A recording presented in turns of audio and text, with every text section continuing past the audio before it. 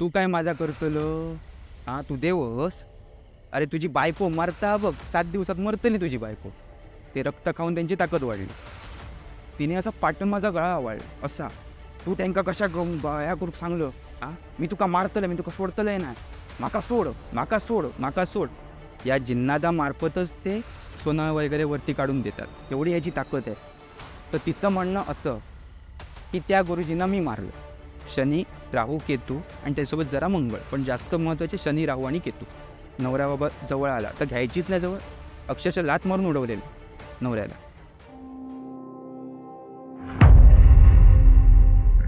नमस्कार मित्रांनो, मी तुमचा मित्र वीरेंद्र मोहिते पाटील आणि तुमचं स्वागत आहे आपल्या मिस्ट्री टॉक्स या चॅनलवर.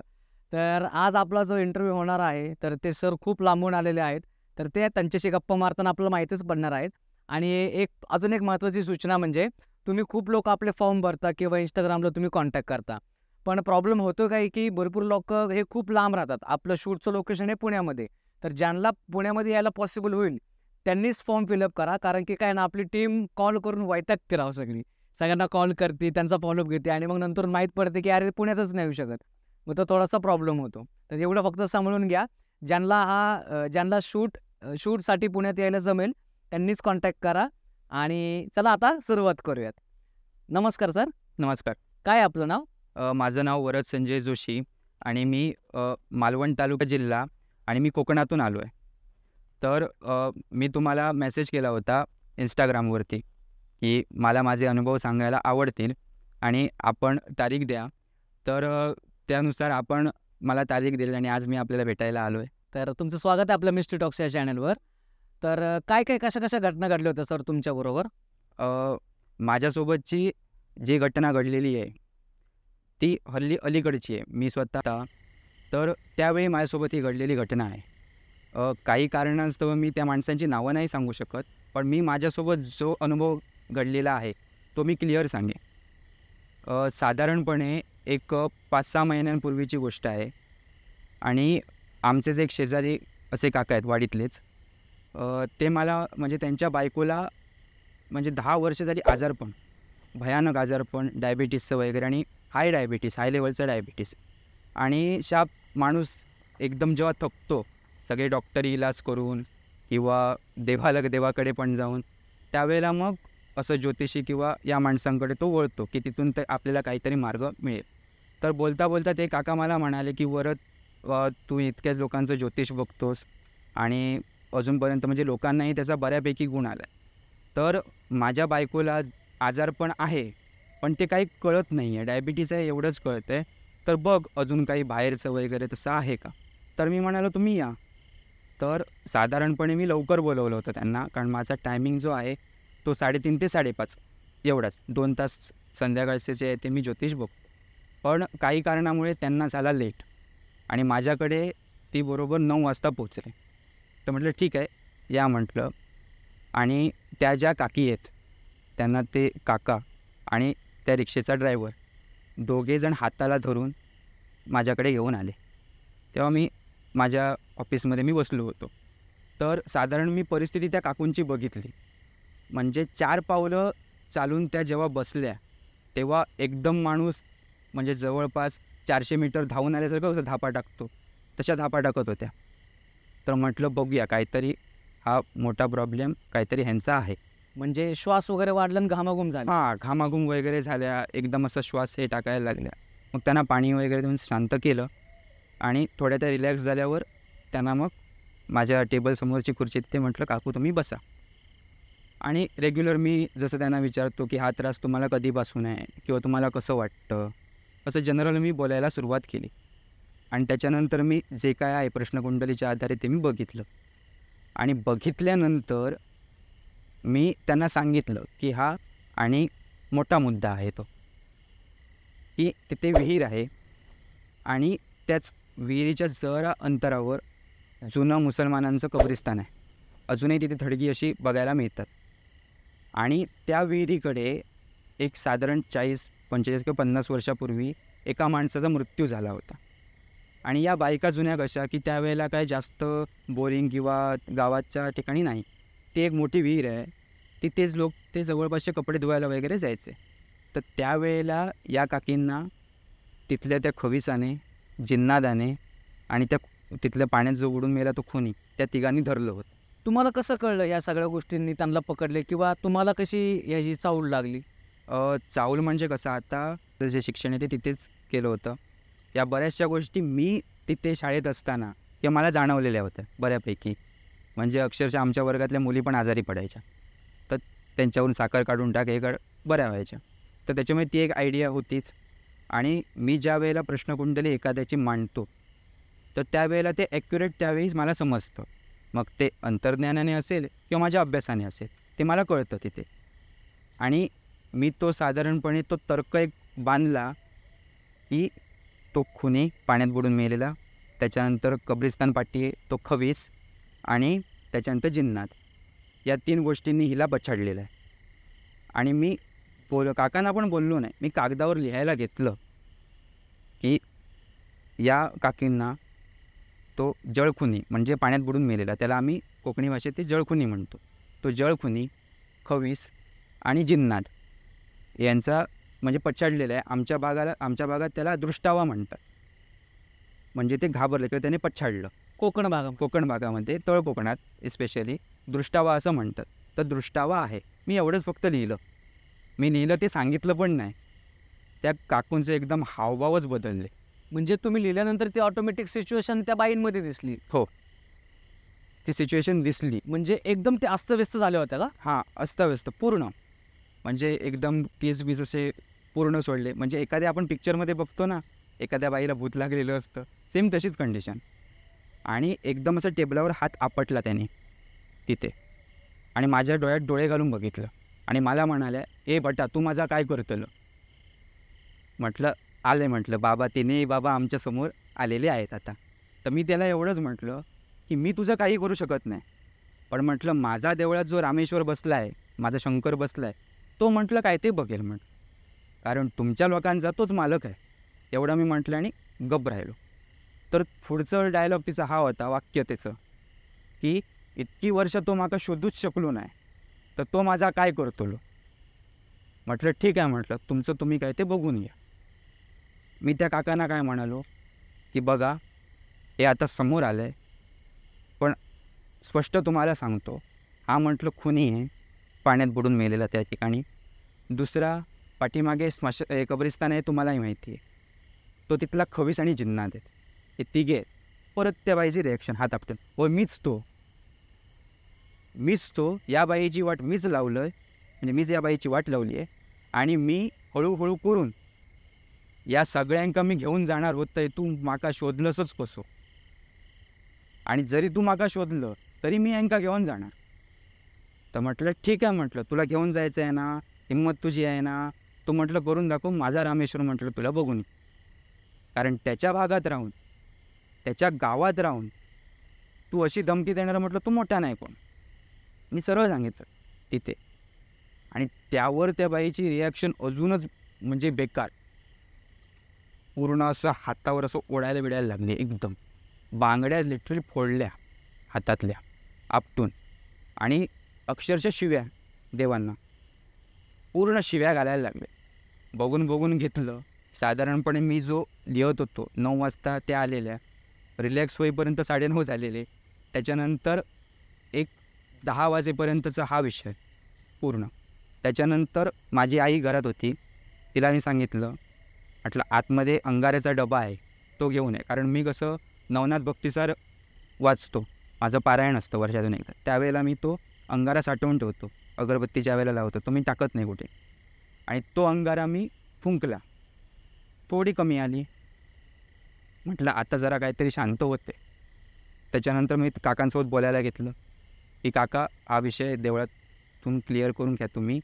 परत सुरुवात तिची की तो जो माका शोधूच शकलो नाही इतकी वर्ष, 10 वर्षात माझा तो कायच करू शकलो नाही, तो काय माझा करतलो, तू जाऊ नको त्याच्याकडे. मी जाणार नाही आणि मी एकाव घेऊन जाणार, मी तुकावून येणार, तुझ्या पोरांकावून येणार, काय करूचं आता कर जा. पण हे कोणाबद्दल बोलत होते? ती जी बोलत होती ना, म्हणजे हे तुला घेऊन जाणार वगैरे, तर ती म्हणजे ज्या बाईला त्या भूतानी पछाडलं होतं तिच्या फॅमिलीबद्दल बोलत होती. नाही ते कळालं. ती म्हणली 10 वर्ष शोधू शकलं नाही आणि आत्ता कसं काय शोधले? हे कोणाबद्दल बोलत होती? देवांबद्दल. कारण असे खूप जणांकडे ते फिरले. म्हणजे कुठचा मांत्रिक सोडला नाही, तांत्रिक सोडला नाही, म्हणजे अंगात वारी वगैरे येतात ती सोडली नाही. आणि तिथे पण जोक व्हायचा. हां, आता आपल्याला सगळ्यांना माहिती आहे, म्हणजे माझा कोणावर आक्षेप नाही किंवा असं हे नाही, पण काही ठिकाणी असतात ते खरं देवतत्व असतं. काही ठिकाणी जे असतं ते पैशांसाठी, बरोबर. फसवेगिरी.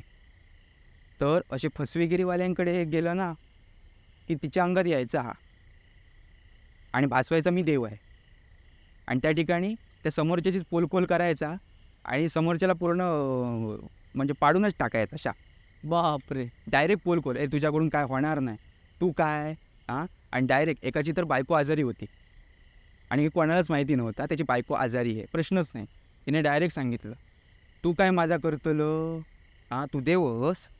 अरे तुझी बायको मरता बघ, 7 दिवसात मरतली तुझी बायको, आणि तो माझा काय करतलं, असं सांगून त्याची पोलकोल करूनच टाकली. आपण परत तिकडे येऊयात, की मग पुढं काय झालं तिकडं?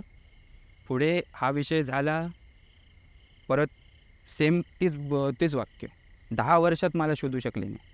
आत्ता माझं काय करणार आहे तिथे तू कुठेच जाऊ नको. मी या बाईलाही संपवणार, मी तुलाही संपवणार म्हणजे तिच्या नवऱ्याला, आणि मी तुझ्या या 2 मुलांनाही संपवणार. आणि मला संपवायचंच आहे, मला हवंच आहे, मला रक्तच हवं आहे, असं ठामपणे ती सांगत होतं. हे जे 3 जे भूतं होती ती ठामपणे सांगत होती. आणि ह्याच्यात आता मी काय केलं, मग अंगारा घेतला, तिच्या डोक्याला लावला. म्हणजे मला काय वाटलं, नवनाथांच्या शक्तीसमोर कोण नाही आणि हे सत्यच आहे. तिला अंगारा लावला. पण कसं या गोष्टींमध्ये कसं आहे की तिला बराच काळ झाला होता या 3 भूतांनी पछाडून. तिच्या पूर्ण शरीरावर त्या 3ही भूतांनी पूर्ण कंट्रोल मिळवलेला होता, हावी झाले होते. हावी झाले होते. आणि ज्या वेळेला माणूस जो आहे स्वतःच्या म्हणजे मनस्थितीतून खचतो, परत त्याचं शरीरही साथ देत नाही, म्हणजे त्याचं जे देव आहेत ते सुद्धा कधीकधी साथ देत नाही, त्यावेळेला मग ही जी अशुभ शक्ती आहे तिची ताकद वाढते. आणि सेम तेच झालेलं होतं. म्हणजे नाही म्हटलं तरी एक 90% तिच्या शरीरावर त्या भूतांनी कंट्रोल केलेला होता. तिघांनी. हां, तिघांनी 10 वर्षात पूर्ण कंट्रोल जे काय असेल ते म्हणजे स्ट्रॉंगर करत गेले. हा विषय त्याहीपेक्षा जुना आहे, पण 10 वर्षात ती आपली बाजू ते स्ट्रॉंग करत गेले. ही जी भूत होते, भूतावळ होती ती. आणि 90% त्याच्यामुळे ही गोष्ट कुठे ना कुठे मला कठीण जाणारच होती. आणि कसं आहे, माझ्याकडे आले म्हणजे एखाद्या तांत्रिकाकडे आले किंवा आले, मी सांगितलं अरे कोंबडा काढून टाकावा लागणार, की जिथे रक्त पडलं तिथे हे तर काय जायचे नाही, उगाच ह्यांना पोचल्यासारखं व्हायचं आणि त्याच्यातून त्यांची ताकद वाढायची. ते रक्त खाऊन त्यांची ताकद वाढली. मी आपला अंगारा लावला. मी जसं नवनाथांना आवाहन करतो तसं केलं, रामेश्वराला आवाहन केलं की ही जी कोण अशुभ शक्ती आहे ती तुमच्यापेक्षा मोठी नाही आणि कधीच ठरू शकत नाही. जे काय आहे ते आत्ताच्या घडीला तुम्ही शांत करा, नंतर पुढे त्याचा विचार करू. आणि 2 मिनटासाठी रिलॅक्स. 2 मिनटासाठी रिलॅक्स झाली. आम्हाला वाटलं ऑल ओके. अशी बसली होती आणि साधारणपणे कसं आपण मानतो की हे अंगातून गेलं, एक तर स्वतःचं कंट्रोल पडून असं पडणार तरी किंवा बेशुद्ध, ही 2. आणि अशी टेबलावर डोकं ठेवून राहिली. मला वाटलं गेलं, ओके झालं. ओके झालं, आता नो प्रॉब्लेम, काही नाही. मी बिंदास्त होतो. म्हणजे या गोष्टीत मीही घाबरलेलाच होतो, पण मी दाखवू शकत नाही मी घाबरलो आहे म्हणून, कारण आधीच समोरची 2 माणसं आहेत ती घाबरलेलीच आहेत. आम्ही घाबरलो आहे त्याचं समजलं तर ती तर पळूनच जातील. हा विषय. ही अशी डोकं टाकून असं बसलेली काल ती. मी जरा बिंदास झालो. हां, केलं बाबा, जे काय होतं ते गेलं. आता काय आपल्याला भीती नाही. जनरल बोलायला सुरुवात केली. मग तुम्ही देवळात जा, या माणशी संपर्क करा आणि जे काय असेल तोडावळ करून ह्यांना यांच्या जागेवर तुम्ही पोचवून द्या. तेवढ्यात ही बाई परत उठली आणि असं काय ते करायला लागली. आणि एवढा वेळ होईपर्यंत शार्प 11 वाजले होते. म्हटलं असं करायला लागली ते माझी ट्यूब पेटली. म्हटलं आता 1 तास राहिला आहे. ही म्हटलं 1 तास कदाचित आम्हाला खेळवणार आणि 12 वाजले की ही हिचा कारनामा दाखवणार. एवढी 100% गॅरंटी मला त्याविषयी. म्हटलं करायचं काय? ती मला प्रश्न परत तोच खवीच विचारायला लागला. ज्या माणसाचं मी नाव सांगितलं, अरे ह्यो काय करतो लो, जेव्हा 10 वर्षापूर्वी देवळात गेलेले होते, अरे ह्योच माणूस होतो, ह्यो माझा काय करतो लो, ह्यो तेव्हा माका शोधू नाही शकतो. अरे तू बटा एवढा शोधून दिलंस तरी पण तो काय नाही करू शकत, माका कोण हलवूच शकत नाही, बघ मी काय करतोय. म्हटलं काय करणार म्हटलं तू. म्हटलं तू कितीही नाच, तू त्या शिवशंकरापेक्षा मोठी नाही आहेस, कोणीही तू शक्ती असून. तो म्हटलं असे कितीतरी स्मशानांच्या वरती तो बसला आहे त्रिशूळ ठेवून, तिथे तुमचं कायच नाही म्हटलं. हे म्हटलं तो तुम्हाला खेळ खेळायला देतोय, हे खेळा तुम्ही किती खेळायचं आहे ते, मी बघतो. आणि त्यावेळेला ती बाई एकदम भडकली आणि बाहेर धावायला लागली तिथून. तिच्या नवऱ्याला मी सांगितलं, दरवाजाला तू कडी घाल, आतून कडी घाल, माझ्या ऑफिसचा जो दरवाजा आहे त्याला तू कडी घाल. नाही तर ही बाई जर बाहेर गेली या दरवाजातून, तुलाही सापडणार नाही, मलाही सापडणार नाही, आणि हे तिघे ते तिचा जीव घेणार, 100% म्हटलं याचा जीव घेणार. आणि त्याने कडी लावून घेतली.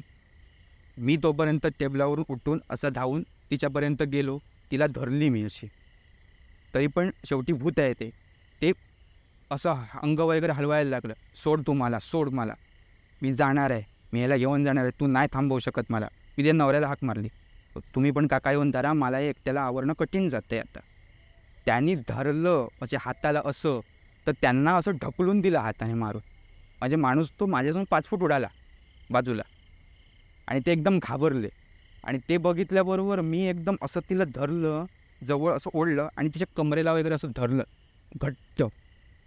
घट्ट धरलं. पण ती काय आपलं प्रयत्न काय सोडे ना, असं असं असं करून ते तू सोड माका, तू सोड माका, ए भटा तू काय करतलं. आणि मी कमरेला धरलं होतं ना, वरचे तिचे खांदे मोकळे होते. ती असं असं हात करून ना प्रयत्न करे, पण मी मान खालती ठेवले होते, जेव्हा सुरुवातीला मिळालं नाही तिला करायला. पण मी नंतर शेवटी माझ्या आटोक्याच्या बाहेर जायला लागलं ना ते. आणि कोण विश्वासही करणार नाही ही गोष्ट जी मी सांगतोय ना, याच्यावर कोण विश्वास करेल. जी बाई रिक्षेतून समोर येईपर्यंत म्हणजे 2 माणसांनी तिला धरून आणावं लागते, ती धापा टाकते, ती बाई एवढी ताकद लावेल कधी एवढं. आणि मला आवरेच ना ते, असं वाटायला लागलं मी पैलवानाला धरलं आहे की काय कुठच्या. आणि शेवटी मी ताकद लावण्याच्या त्यातून मान अशी वर केली ना, तर तेवढा संधीचा फायदा घेऊन ना तिने असा पाटून माझा गळा आवळला असा. म्हणजे पूर्ण असा हात मागे घेऊन पकडला का? पूर्ण मागे घेऊन असा हात आवळला. आता तिचं डोकं साधारण ना माझ्या इथे लागत होतं, त्याच्यात एवढ्यावरती लागतच होतं. त्या पद्धतीने असा हात धरून पूर्ण आवळला गळा माझा. माझी आई घाबरली, ते दरवाजातून बघत होती, ती घाबरली. 2 माणसं होती, त्यांना सुचे ना काय करावं, माझा गळा धरला ना. मग मी शेवटी कसं तरी असं तिच्या हाताला धरून वगैरे देवाचं नाव घेत तो हात परत असा केला तिचा, तरीसुद्धा नाही. परत तिने हात सोडवून घेतला आणि परत सेम कंडिशन. म्हटलं शेवटी माझं डोकं चाले ना म्हटलं. आणि तेवढ्यात काय झालं, परत तिला असं मी धरलं कमरेकडे हात धरून तिचे, आणि तेवढ्यात 2 मांजरं आली बाहेर. ती विचित्र एकदम, आता मांजरांचं एकदम विचित्र विवळणं असतं ना, म्हणजे नेहमीची मांजरं ओरडतात तसंही नाही, एकदमच विचित्र विवळणं होतं. तर तुम्ही मांजरं पाळली होती का, किंवा आजूबाजूकडं कोणाकडे होती का मांजरं? आजूबाजूला मांजरं होती, पण यावेळी ती वरती येण्याचं आणि स्पेसिफिक मांजरं ठीक आहे येतात फिरतात शेजाऱ्यांकडे ह्याच्या त्याच्याकडे जातात मांजरं, पण ही मांजरं येऊन गेटकडेच थांबली होती, आतमध्ये येत नव्हती. किंवा माणसं जास्त असली तर ती जवळही येत नाहीत, पण गेटकडे थांबून ती विचित्र आवाज काढतात. आणि हे जे आहे कोण तिच्या अंगात आलेले, तो खुनी असेल, तो खवीस असेल, तो जिन्नात असेल, तिच्या अंगात ते तिघेही आलेले होते. ती अशी बाई तिच्याकडे बघते आणि सांगते, बुदुरी म्हणजे आतमध्ये बुदुरी यावा तुम्ही. म्हणजे अजून कोणतरी त्यांचे भुतावळीचे सवंगडी बाहेर होते आणि त्याला ते आतमध्ये बोलवायचा प्रयत्न करत होते. पण मी कसं आधीच मी सांगितल्याप्रमाणे मी नवनाथ महाराजांचं एकदा आवाहन केलेलंच होतं तिला अंगाराला, त्याच्यामुळे कदाचित ते आत येऊ शकले नाहीत. ही नवनाथ महाराजांची कृपा माझ्यावर. तितक्यात म्हणजे या गोष्टीला एक 10 ते 15 मिनटं गेली, तितक्यात कुत्रे आले 3. आणि साधारण आपण कुठच्या तरी एका हॉरर पिक्चरमध्ये बघतो त्या प्रकारचं विवळणं सुरुवात झालं. एकदम घाणेरडं किंचाळल्यासारखं. हा किंचाळलं. आणि म्हणजे कोणाही माणूस ना घाबरलाच असता त्यावेळी, एवढी भयान परिस्थिती. आणि असं करता करता 11:30 झालेच. खेळवलं ना अक्षरशः, याला खेळवणंच म्हणतो मी. आम्हाला एखाद्या खेळण्याप्रमाणे त्या भूताने खेळवलं. आता राहिलेला अर्धा तास. आता त्या अर्ध्या तासात जर हे सक्सेस झालं असतं खेळवणं, तर कदाचित ती बाई तरी मेली असती किंवा आम्ही सगळेच गेलो असतो. ही गोष्ट घडली असती. पण कुत्र्यांचं विवळणं जेव्हा सुरुवात झालं त्यावेळेला काय माहीत नाही, माझी ट्यूब थोडी पेटली. मी त्या काकांना सांगितलं, पहिले आधी ते मांजरानं आणि कुत्र्यांना हाकलवा, तो दांडा घ्या. बाजूला एक दांडा होता ठेवलेला, तो एमर्जन्सीसाठी मी ठेवूनच दिलेला आहे. सर आमचं कसं घर एखाद्या म्हणजे असं कातळावर किंवा जंगलाच्या जवळ असल्यामुळे सरपटणारी जनावरं वगैरे जर आली त्यासाठी मी दांडा ठेवलेला आहे तिथे. तो म्हटलं दांडा घ्या आणि ह्यांची पाठ धरा म्हटलं आणि दरवाजा लावून घ्या. त्याप्रमाणे त्यांनी कुत्र्यांना वगैरे हाकवलं. आणि ही त्यांना हाकवायला लागल्यावर ही बाई अजूनच म्हणजे एखादी एकदम असं रडायला कशी घेतात तसं, म्हणजे तुम्ही माझे एकदम खास मित्र आहात आणि माझ्या घरच्यांनी तुम्हाला सांगितलं पाटलांना हाकलवून दे, की मला ज्या पद्धतीत वाईट वाटणार त्या पद्धतीत तिला वाईट वाटायला लागलं. आणि ती अजूनच उद्रेक करायला लागली, म्हणजे भावनिक होऊन, तू त्यांना कशा ह्या करू सांगलं, मी तुका मारतलं, मी तुका सोडतलंय नाही, माका सोड माका सोड माका सोड, एवढं बोलायला लागली, ताकद लावायला लागली, परत गळ्याला असं धरण्याचा प्रयत्न करायला लागली माझ्या. तेवढ्यात सुचलं, तिच्या कानात असं मी जवळ गेलो असं धरून तिला, आणि तू जो कोण आहेस तू शांत राहा, तुला मच्छिंद्रनाथांची शपथ, पुढे यायचं नाही, तू शांत राहा, तुला नाथांची शपथ, असं म्हटल्याबरोबर ती हळू बाई शांत होऊन धाडकन खालती कोसळली. सोडून टाकलं शाळेत. सोडून टाकलं. तरी आमचा विश्वास बसेना ही खरंच गेली काय आज नाही की नाही गेली, कारण मागच्या वेळेला तसंच झालेलं ना, याने डोकं असं ठेवलं आणि आम्हाला म्हणजे पुढं बनवलं अक्षरशः. म्हणजे तुम्हाला वाटलं की पहिल्यासारखंच की ते खरंच गेलं का नाही अजून? हो, असं वाटलं, कारण एकदा तर तिने तो इन्सिडन्स केलाच होता, म्हणजे आम्हाला अक्षरशः पुढं बनवलं होतं असं ठेवून. तर विश्वास बसेना. मी अंगारा घेतला, तो टाकला, तो लावला. आईला सांगितलं तू पाणी आण आधी. पाण्यात तो अंगारा मिक्स करून त्याचं तीर्थ मी तयार केलं, शाबरी कवच स्वतः वाचून. तिथे ते पाणी शिंपडलं तिच्या अंगावर, तेव्हा ती उठून उभी राहिली. तेव्हा मला विश्वास बसला की आता ऑल ओके. तिला तीर्थ ते प्यायला दिलं, त्यांना सगळ्यांना आधी शांत केलं. पण ती तिच्या पायावर उभी राहिली का? हां, म्हणजे उचलून आम्ही उभं केलं तिला. पहिलं कारण की ती धापाटाकात आलती ना. हो. मग ती नंतरून ती स्वतःच्या पायावर उभी राहिली. नाही, नंतर तिला उचललं. ती फक्त जी पडली होती ना, ती असं आपण उठतो कसं तशी ती उठून बसली होती. म्हणजे स्वतःला सावरून ती बसली. स्वतःला सावरून बसली, असे हातबीत असे टाकून एकदम अशी वरती बघत अशी. म्हटलं ह्याचं म्हटलं झालं, म्हटलं डोकं विकं सगळं जड झालं होतं. आणि तिने विचारलं ना नवऱ्याला नंतर, काय आला, आपण खय असं काय आला नक्की, मी खालती कसा काय, वरत काय आला रे. म्हटलं सांगते तुमका ताकी, आधी म्हटलं बसा तुम्ही, शांत बसा, सांगते तुमका सगळं. आणि तिला उचलून आम्ही बसवलं. काकीला सांगितलं मी विषय, त्यांना विचारलं मी, म्हटलं कधी म्हटलं घाबरला होतात काय तुम्ही कधी त्या विहिरीवर, म्हणजे असं पटकन शिरशिरी वगैरे कधी आली होती का तुम्हाला. तर हो म्हणते, मी कपडे धुवायला गेलेली, माझं गरोदर पण होतं, त्यावेळेला हा विषय लागलेला. म्हणजे खरोखर त्या देवाची कृपा. शक्यतो हे जे 3 विषय आहेत ते लागलेले असताना तिचं बाळण पण व्यवस्थित झालं, मुलं मोठी झाली, ही देवाची कृपा आहे. नाहीतर बाळबाळंतीन दोघांनाही संपवून टाकतात. म्हणजे त्यांचं बाळत पण होऊन सुद्धा त्यांची मुलं मोठी झाली, त्यातून तेही व्यवस्थित राहिले, म्हणजे याच्यामध्ये देवाचीच कृपा असू शकते. हो. त्या काकींना नीट सांगितलं मी समजावून, म्हटलं तो खुनी पाण्यात बुडून मेलेला, तो खवीस आणि तो जिन्नात, याने म्हटलं धरलं होतं. आणि म्हटलं तुम्ही डोक्यावर जोर देऊ नका, परत आला तर आम्हाला कंट्रोल होणार नाही तो. आणि कंट्रोल नाही होत होता. म्हटलं काकी किती वाजलेत ते बघा. 12ला 10 मिनटं होती. काकी म्हणाल्या आम्ही 9 वाजता आलेलो ना रे. हो म्हटलं मधला वेळ जो आहे तो, म्हटलं काका तुम्हाला उद्या सकाळी सगळं सांगते. आणि त्यांना रिक्षेत बसवलं. काकांचा धीर होईना. काका म्हणाले वर तू ये रे सोडायला, ये आम्हाला. त्यांना रिक्षेत बसवला आणि त्यांच्या रिक्षेच्या साईडने मी आपली गाडी चालवून, रात्री 12 वाजता आमच्या रस्त्याला कोण नसतं, टू व्हीलर घेऊन त्यांची रिक्षा, माझी 2 व्हीलर, यांना नेऊन घरापर्यंत सोडलं आणि घराकडे आलो. असा पहिला खतरनाक अनुभव. बरं, त्याच्यानंतर परत त्यांना काय लागलं का? किंवा ते जे गेलेले होते ते परत आले का? किंवा काही प्रॉब्लेम झाला का त्यांना? त्याच्यानंतर प्रॉब्लेम आता जोपर्यंत ते जात नव्हते म्हणजे तरीसुद्धा मी ते मुद्दे काढून दिले, त्यांनी कौल घेतले. त्याच्यानंतर जी काय भागवणूक असते किंवा तोडावळ असते म्हणजे त्याचं देणं वगैरे, भक्ष्य वगैरे देऊन त्याला म्हणजे मांडवली थोडक्यात. सोप्या भाषेत सांगितलं मांडवली भूतांसोबत. तुम्ही हे घ्या, या बाईला सोडा, तुम्ही तुमच्या जागेवर जा. असं करायला जवळपास 4 ते 5 महिने गेले. तोपर्यंत बऱ्यापैकी त्रास होतच होता. म्हणजे ते येत होते का परत? अंगात येत नव्हते. कारण कसं पहिल्या वेळेला केलं, खुनी जो आहे तो पहिल्या वेळेलाच गेला. त्याच्यामुळे एक जोड त्यांचा कमी झाला, एक ताकद त्यांची कमी झाली. त्याच्यानंतर दुसऱ्या वेळेला खवीस गेला. त्याच्यामुळे खवीस जायला सुद्धा 2 महिने लागले. तो खवीस गेला, त्याची म्हणजे तो एकटाच पडला जिन्नात. तरीसुद्धा एकटा जिन्नाताकडे एवढी ताकद असते की अक्षरशः म्हणजे काही लोक जे म्हणतो ना आपण गुप्तधन वगैरे काढून देतात अघोरी विद्येने, त्यांच्याकडे हा असतो. या जिन्नादामार्फतच ते सोनं वगैरे वरती काढून देतात. एवढी याची ताकद आहे. कोणालाही 2 मिनटात संपवू शकतो हा जिन्नात.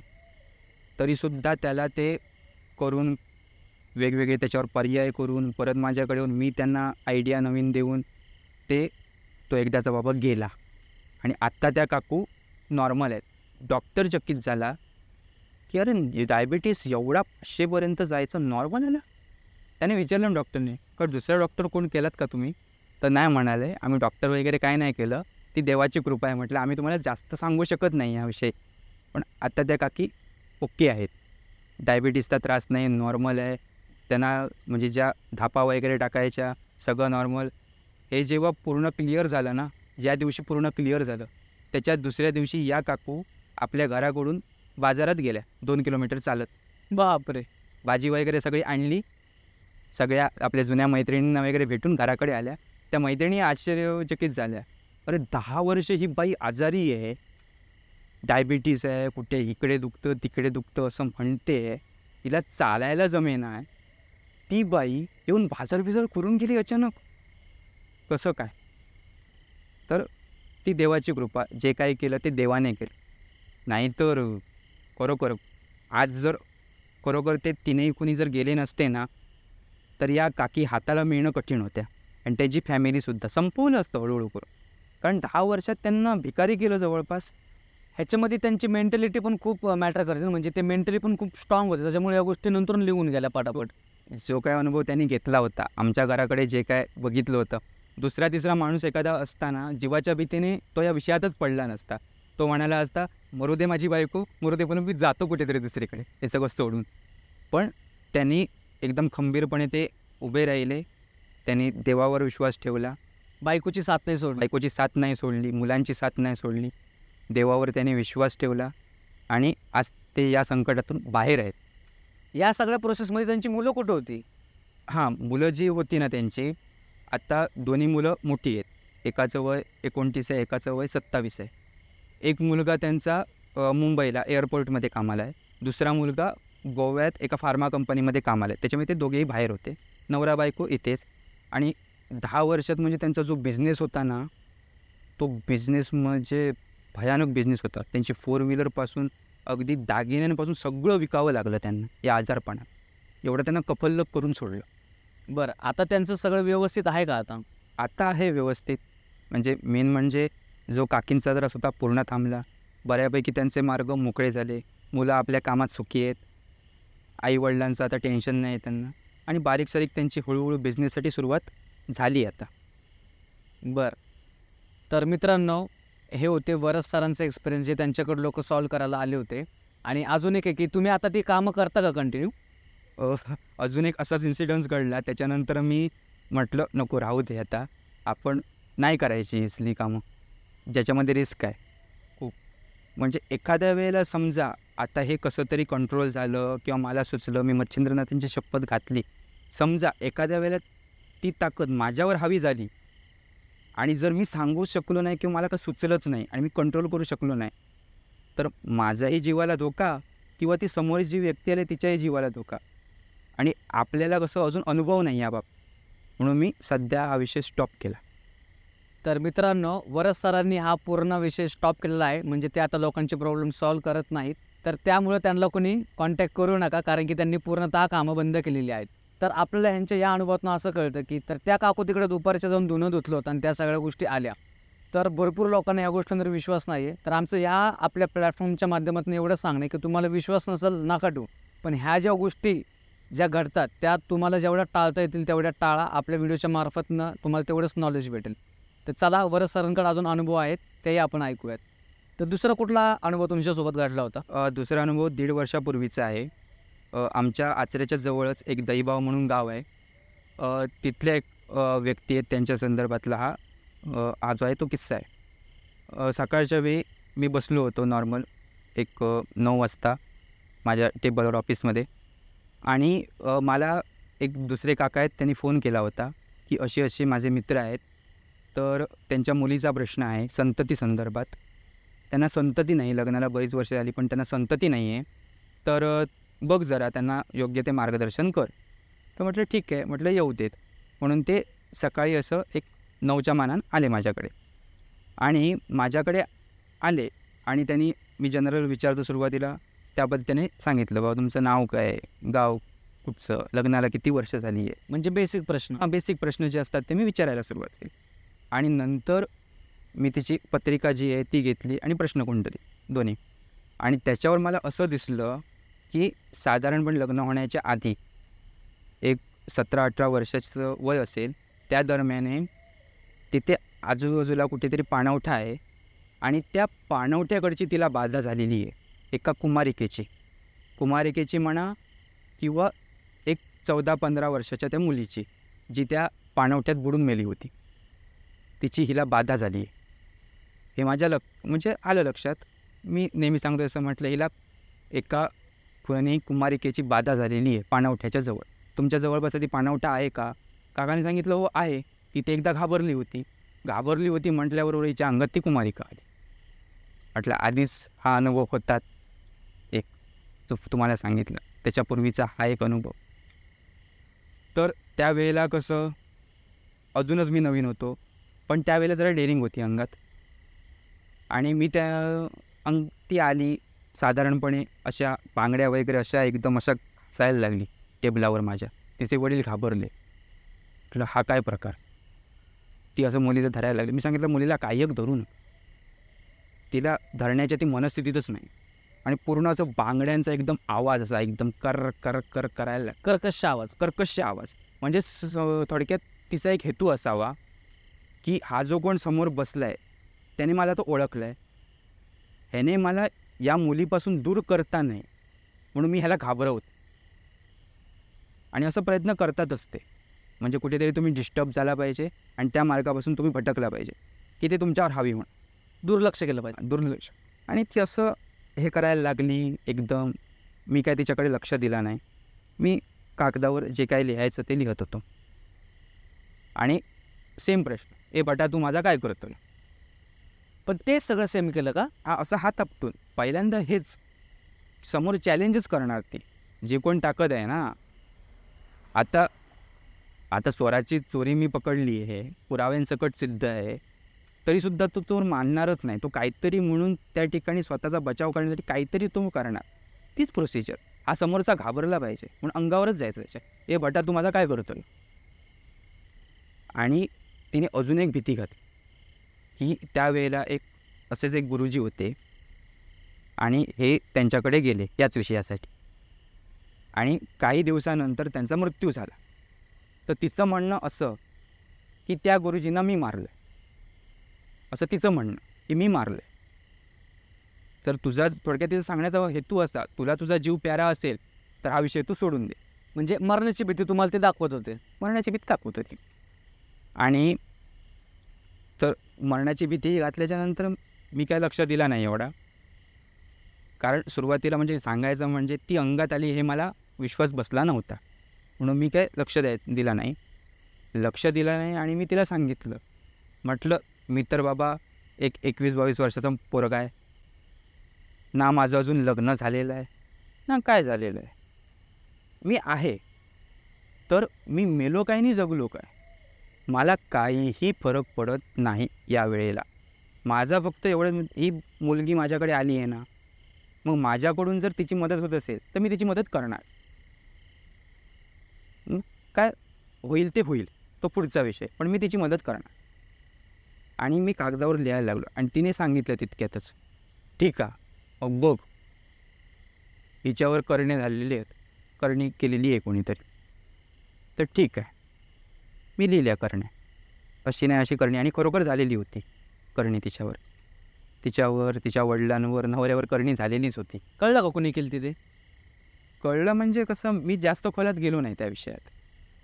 कारण माझ्यासाठी काय महत्त्वाचं होतं की हे जे कोण अंगात आलेलं आहे, कारण जेव्हा करणी सांगितली ना, आणि सांगितलं अरे कोल्हापूरवरून करणी आहे, अरे सातारा पाटणवरून करणी आहे, आणि मला तेच दिसायचं ना, अरे हा हे सोडलेलं आहे, हे उठवलेलं आहे, हा म्हणजे स्मशानात हे केलेलं आहे, मुसलमानाकडे जाऊन हे केलेलं आहे. तुम्हाला कोण सांगायचं आहे? समजतं आता आम्हाला ते काही, म्हणजे ज्या वेळेला आम्ही शिकतो, आता या गोष्टी कोण देवस्की ओळखायच्या शिकवत नाहीत. कुठचंही तुम्ही ज्योतिषशास्त्राचं पुस्तक घ्या, पण आम्ही शनी, राहू, केतू या 3 ग्रहांवरून, आणि बाकीच्या ग्रहांचीही मदत घेतो आम्ही, पण जास्त महत्त्व या 3 ग्रहांना, या ग्रहांच्या पोझिशनवरून आम्ही ओळखतो. शनी, राहू, केतू आणि त्यासोबत जरा मंगळ, पण जास्त महत्त्वाचे शनी, राहू आणि केतू हे 3 ग्रह, त्याच्यावरून आम्ही हे ओळखतो. आणि काही बाबतीत अंतर्ज्ञान असतंच, कुठून तरी आतला आवाज म्हणा किंवा देवाची साथ म्हणा, ते असतं. अजून जर डीपमध्ये गेलो तर नावं पण कळतात, पण मी कधीच नावं सांगत नाही, कारण उगाच ह्यांच्यात आपापसात भांडणं झाली आणि मग ते वरद जोशीने सांगितलं होतं असं असं, तूच जाऊन करणी केली, तो माणूस माझ्या दारात यायचा की आता माझ्यावर केस ठोकायचा, पण मी ते सांगत नाही. लिहत गेलो, सगळं केलं, लिहून झालं, कागदच ठेवला त्याच्यासमोर, हे म्हटलं वाच, म्हटलं हेच केलेलं आहे ना, हो हेच केलेलं आहे. याच्याचमुळे कोणते गुरुजी होते ते गेले आहेत ना, या विषयात पडल्यामुळे, हो गेले आहेत. आणि संततीचा प्रश्न म्हणजे काय, आता ही कुमारिका आता माझ्यासमोर अंगात आली का, मी तिची चोरी पकडली, पण घरात नॉर्मल असताना ना, नवरा बाबा जवळ आला तर घ्यायचीच नाही जवळ, अक्षरशः लात मारून उडवलेलं आहे नवऱ्याला. आणि अशा गोष्टी झाल्या की म्हणजे हे पछाडलेलं असलं ना तर नाही घेत जवळ. आणि मग मी तिला विचारलं की बाई हे जाऊन दे बाजूला, तू हिला पकडलंयस, तुझी काहीतरी इच्छा अपूर्ण राहिली आहे, ती तुझी इच्छा सांग की काय इच्छा आहे तुझी. ती जी इच्छा आहे ना ती काय, ती पूर्ण करून तुला काय मोकळी, तुझी मुक्तता किंवा तुला मुक्ती देता येईल तर बघूया आपण. असं नाही की तू म्हटलं हिला धरलं आहेस, हिच्यापासून वेगळं केलं तर तू परत अजून 1000, 1500, 2000 वर्ष त्या तू पाणवट्याकडेच अडकून राहणार आहेस. त्याच्यापेक्षा तुला मुक्ती देता येईल तर आमच्याकडून तर मुक्ती देतो, या पिशाच्या वेळी तर तुला मोकळंच करतो.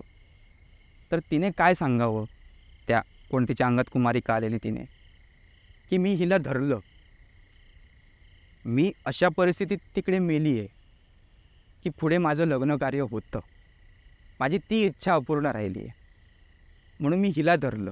म्हणजे लग्न करायची इच्छा होती आणि ती पूर्ण नाही झाली, म्हणून मी हिला धरलं. हिला धरल्यानंतर यांच्या घरात जो गडी कामाला होता, माझं त्या गड्यावर प्रेम आहे, बापरे, आणि मला त्या गड्यासोबत लग्न करायचं आहे. तिच्या वडिलांनी कपाळाला हात लावला, मला काही सुचेना, मी ब्लँक झालो. आता या विषयात बोलायचं काय. मी तिला काय सांगितलं, अरे म्हटलं तू लग्नाच्या आधी म्हटलं येऊन सांगायचंच ना हा विषय, तेव्हाच मार्ग केला असता काय तो. म्हटलं आता लग्न झालं या मुलीचं त्या मुलासोबत, लग्नाला इतकी वर्ष झाली, संततीसाठी आज प्रयत्न करतात, तू व्हायलाच देत नाही, जवळ यायलाच देत नाहीत, कशाला या मुलांचा तू छळ करतेस किंवा नुकसान करते, तो माझा प्रश्न आहे. म्हटलं ठीक आहे, म्हटलं तू आहेस ना कोणती, म्हटलं तुझा विचार करू आम्ही, पुढे काय करायचं ते बघू. तिने अंग सोडलं, म्हणजे एवढं आज्ञाकारी भूत आयुष्यात पहिल्यांदा बघितलं मी, त्याच्यानंतर कधी कुठचं आज्ञाकारी भूत अद्याप मी बघितलं नाही. तिने अंग सोडलं. अंग सोडल्याच्या नंतर मी त्या काकांना सांगितलं, म्हटलं हा विषय तर मोठा आहे, तुम्ही पहिल्या आधी मी ज्या माणसाचं तुम्हाला नाव देतो आहे त्या माणसाला जाऊन तुम्ही भेटा. आता तुम्ही आचऱ्यात आलात, आचऱ्यातलंच माणूस आहे, त्याला तुम्ही जाऊन भेटा, ते कौल प्रसाद घेतील देवाकडे आणि पुढचा मार्ग काय तो करतील. आणि हिला रामेश्वराच्या देवळात तुम्ही घेऊन जा. आणि रामेश्वराच्या देवळात घेऊन गेले ते, सभामंडपात हिने पाऊल ठेवल्याबरोबर ती कुमारिका अंगात आली आणि सभामंडपात गडाबडा लोळत होती जमिनीवर आणि मोठमोठ्यानं ओरडत होती, आक्रोश करत होती. अगदी त्यांना सुचेना. त्यांनी मला फोन केला, अरे वरद इकडे बघ कशी ओरडते ती, काय करू. म्हटलं काय करू नको, म्हटलं मी येतो. मी गाडी घेऊन गेलो तिथे. ती गडाबडा लोळते करते, सगळे बघतात. आमच्याकडे कसं आचऱ्यात असे देवळात आमचे खूप विषय होतात, त्याच्यामुळे लोकांना माहिती आहे. लोक काय एवढं सिरियसली घेत नाहीत. कोण हे होणार क्लिअर हे लोकांना माहिती, म्हणून कोणी काय आजूबाजू देत नव्हते. हीच माणसं घाबरली होती. मी गेलो देवळात, गुरुवांना सांगितलं की असा नाही असा विषय आहे माझ्याकडूनच. आता म्हटलं ही माणसं आलेली आहेत, तुम्ही फक्त गाराणं करा देवाला आणि तीर्थ हातावर द्या की शांत होईल. देवाकडे त्यांनी रामेश्वराकडे गाराणं केलं आणि त्याच्यानंतर ते बाहेर येऊन त्यांनी ते तीर्थ दिलं तिच्या हातावर आणि ते पिल्यानंतर ती शांत झाली. आणि त्याच्यानंतर ज्या माणसाचा मी नंबर दिला होता त्या माणसांना जाऊन ते भेटले. तिथे हा सेम इन्सिडन्स, ती अंगात आली, तिने आपल्या काय गोष्टी होत्या ते त्यांना पण सांगितल्या. त्याने सांगितलं तू शांत हो, आपण काय करायचं ते बघूया. कौलप्रसाद घेऊन तिला क्लिअर केलं तिथे. त्याच्यानंतर जे काय पुढचे विधी असतात ते केले. त्याच्यानंतर आज ती शांत आहे. मग ती जी होती बाई, ती जी तिच्या अंगात घुसली होती, तिचं काय केलं म्हणून तर? कारण की तुम्ही म्हणलं होतं ना की बघू तुझ्याबद्दल आपण काहीतरी पुढं करू मुक्तीसाठी. मग तिला मुक्ती दिली का? हो, जे विधी असतात ना, नारायण नागबली किंवा अपघाती मृत्यू झालेल्यांसाठी, ते करून तिला मुक्ती दिली. बरं, तर हे होते तुमचे 2 इन्सिडेंट्स. हो. तर मित्रांनो, हे होते वरद सरांचे अनुभव. आणि वरद सर हे कोकणातनं आज आपल्याकडे आलेले आहेत. तर सर, भरपूर लोक आम्हाला म्हणतात किंवा ह्याच्या आधी आम्ही कोकणातले भरपूर व्हिडिओ घेतलेले आहेत, तर त्याच्यावर म्हणतात की तुम्ही कोकणातला बदनाम करता किंवा कोकणामध्ये अशा गोष्टी घडत नाही. तर काय आहे एक्झॅक्टली? कसं आहे माहिती आहे, कोकणातच किंवा कुठेही आज तुम्ही भारतात जम्मू काश्मीरपासून ते खाली कन्याकुमारीपर्यंत कुठेही तुम्ही फिरा, जिथे चांगल्या गोष्टी आहेत, जिथे चांगलं तत्त्व आहे तिथे कुठेतरी वाईटही तत्त्व आहेच. आणि हे जर फक्त चांगलंच असेल आणि वाईट नसेल तर ती गोष्ट बॅलन्स नाही होऊ शकत. या दोन्ही असल्यामुळे बॅलन्स होतात. त्याच्यामुळे कोकणचं नाव खराब करतं किंवा नाही, इथे प्लॅटफॉर्मवर येऊन आता मला जो त्रास झाला आहे, ज्या कारणांमुळे झाला आहे किंवा मी ज्या चुका केल्या आहेत तशाच पद्धतीच्या चुका अजून कोणी करता नाही, म्हणून तो माणूस येऊन इथे सांगतो. त्याच्यामुळे प्लीज तुम्ही कोणी गैरसमज करून घेऊ नका की कोकणाबद्दल असं सांगतायत किंवा कोकणचं नाव खराब करतायत. असं काही नाही आहे. प्रत्येक माणूस आपल्याला ज्या घटना घडल्या आहेत त्या येऊन सांगतो. म्हणजे तुम्ही बाकीच्यांनी जे कोण ऐकतायत व्हिडिओ बघतायत त्यांनी सावध व्हावं आणि काहीतरी बाबा या गोष्टी आहेत त्याच्यावर विश्वास ठेवून राहावं. म्हणजे अंधविश्वासही नव्हे, पण सावध राहावं. यासाठी काय नाही केलं पाहिजे हे जरी कळलं तरी खूप मोठी गोष्ट आहे. तर मित्रांनो, हे होते वरद सरांचे अनुभव आणि हे त्यांचे खूप भयानक अनुभव होते. तर नक्की कमेंट करून सांगा की तुम्हाला याच्यातनं काय शिकायला भेटलं. आणि दरवेळेसप्रमाणे आपलं हिंदी चॅनल येतो आहे, ऑलमोस्ट सगळी तयारी झालेली आहे, लवकरच आपला चॅनल येत आहे. तर अजून तुम्हाला काय चेंजेस वाटतात किंवा काय कसं वाटतं आपल्या सगळ्या गोष्टींच्या बाबतीत नक्की कमेंट करून सांगा. तर धन्यवाद. जय हिंद, जय महाराष्ट्र.